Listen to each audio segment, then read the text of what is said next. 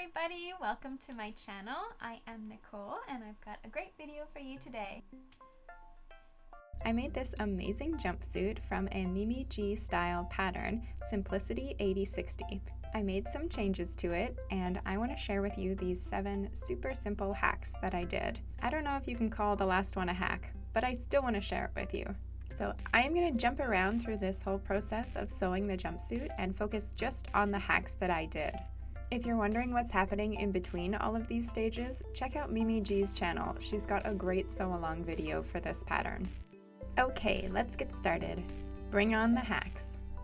For my first hack, I'm going to change the pockets from internal pockets into external pockets. This is how we're going to do it. On the front legs, there's a curved cutout on the top outside edge for your pocket. I'm going to use piece 14, which is the front yoke and pocket, to fill in that pocket cutout.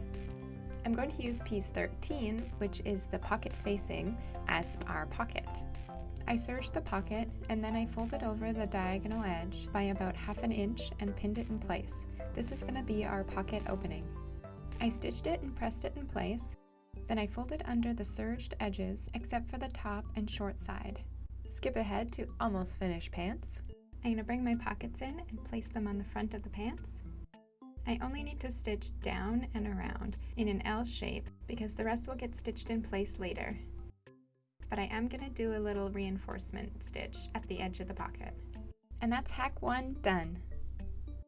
On to hack 2. After cutting out the pockets, I noticed that it was a great shape for a knee pad. So I folded the corners at the top, just like the bottom, and cut out 2 of those.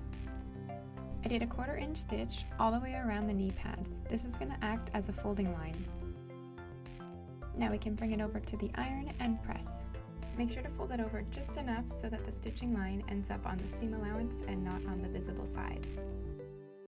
To figure out the placement of the knee pads, I held up the pants on me where they would sit, and I placed a pin in the center of my kneecap. I lined up the center of the knee pad with the center of this pin, and from there positioned it how I liked it. And then the fun part, trying to make the other side match. I put right sides together and transferred the placement onto the other leg. It worked pretty well, surprisingly. I double checked that they're symmetrical, and then we can stitch it in place. I edge stitched as close as I could. Make sure to do this step before stitching your pant legs together. That's hack 2 done. I've got 2 beautiful knee pads. Hack 3 is next. I threw on the top like a little cape and decided that I wanted short sleeves. So I shortened them by cutting a parallel line to the bottom hem. I quickly serge up the new raw edge that I just created. I'm gonna make a little yellow cuff. I don't have that much yellow fabric left, so I decided to make it only 1 inch wide with ½ inch seam allowance. I'm gonna mark the same width as the sleeves, and the height is gonna be 2½ inches.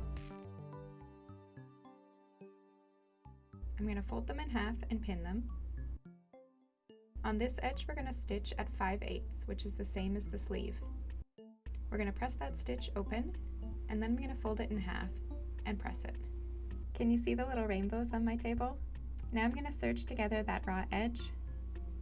We're gonna line up the seam on the cuff with the side seam of the sleeve. We're gonna tuck the cuff into the sleeve onto the wrong side, and I'm gonna stitch them together at ½ inch. I flip the cuff out and I understitch. Bringing it back to the iron, we're going to fold our cuff over. You can do a small stitch at the bottom and the top to hold it in place. Easy cuffs for hack 3.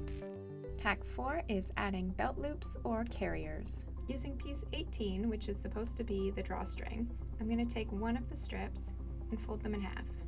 Then opening it back up, I'm going to fold the raw edges into the center. I'm going to use the fold mark that I just created as a guide. Then we'll fold it back over on that original fold line, and we can edge stitch it together. With this strip, I'm going to cut it into 3-inch long pieces, and I'm going to need 5 of them. I'm going to use these as carriers instead of a drawstring.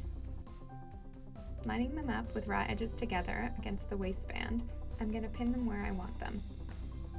I thought right in the middle of the pocket looked good, the side seam, and then I did one in the center back. I stitched them on at 1/4 inch to secure them in place. Then once the waistband is on, I do another stitch at 1/4 inch, but this time I do it on the wrong side of the carrier and on top of the pants. After that, you can flip the carrier up over the waistband, tuck in the raw edge, and stitch it down. I did a top stitch to secure it in place, backstitching a few times, and I did this as close as I could to the top of the carrier. That's hack 4, and this jumpsuit is all ready for a belt.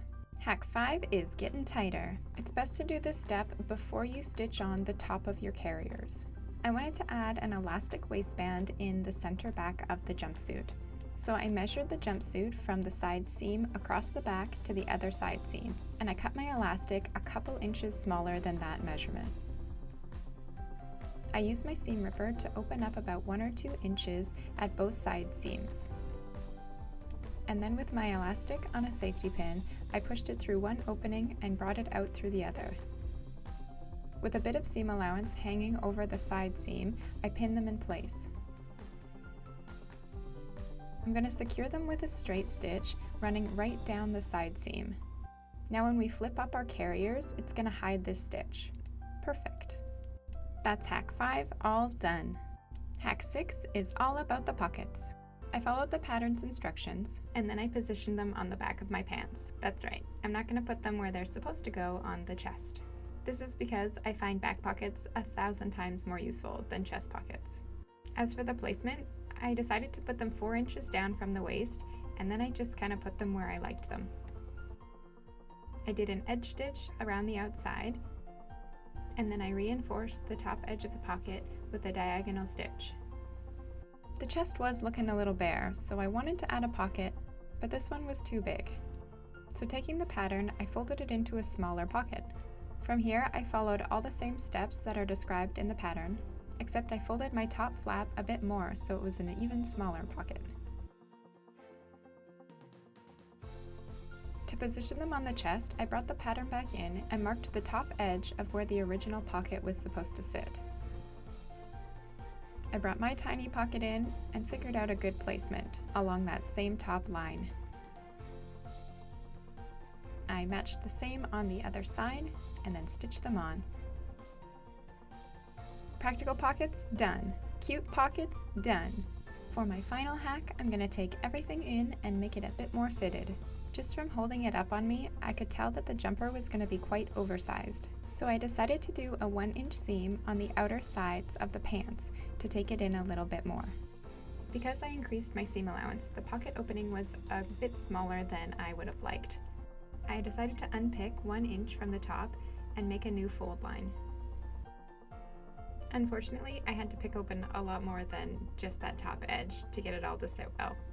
Jumping back to our pockets, I made a new fold and pressed it in place. Then I stitched down the fold. And since I had the side seam open already, I decided to take it in a little bit more at the waist and the hips. I brought this new line back down to merge with the original.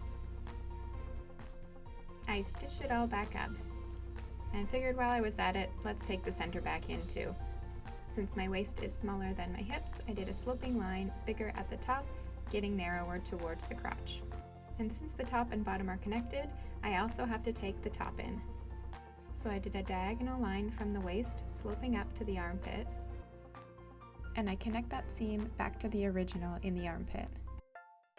I have a long torso, and normally I have to add fabric to the length of a garment.